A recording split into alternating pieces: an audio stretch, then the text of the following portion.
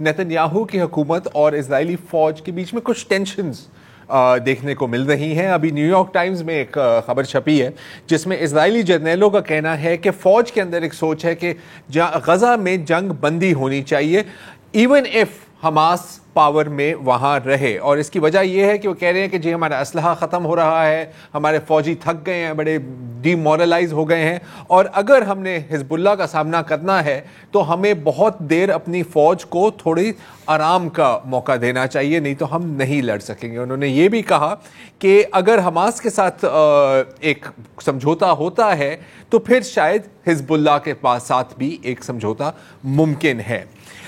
इसकी एक वजह यह है इजरायली जर्नैलों का ये जो मौक़िफ़ सामने आया है, इसकी एक वजह यह है कि हमास अभी भी अपनी कार्रवाइयाँ जारी रख रहा है। सिर्फ अगर पिछले हफ्ते की हम बात करें तो कई वीडियोस आए हैं हमास की तरफ से। ये वीडियो जो है बहुत ही वायरल किया है जिसमें एक टैंक पार्क्ड है और दो हमास के जंगजू आके वहाँ पर एक बॉम्ब लगाते हैं और पैदल वहाँ से भाग जाते हैं और टैंक को तबाह कर देते हैं। I mean in the middle of Gaza, और आप देख रहे हैं कि टैंक को प्रोटेक्ट करने के लिए कोई नहीं है।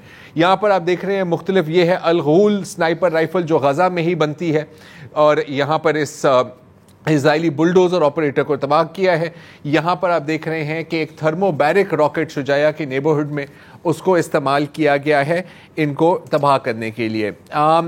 ये मुस्तकिल चल रहा है। इनफैक्ट अब जो हम देख रहे हैं कि हमास बाकायदा रिसाइकलिंग कर रहा है। एक जो वजह हुई है जिस तरह इजराइल ने तबाह किया गजा को, कि वो जो तबाहशुदा मकानात हैं, जो खंडर हैं, वो आइडियल गुरिल्ला वॉरफेयर पोजीशंस बन जाती हैं।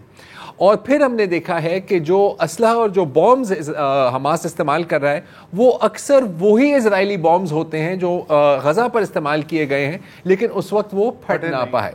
तो हमास बॉम्ब्स की रिसाइकलिंग कर रहा है और उन बॉम्ब से इजरायली फौजियों की रिसाइकलिंग कर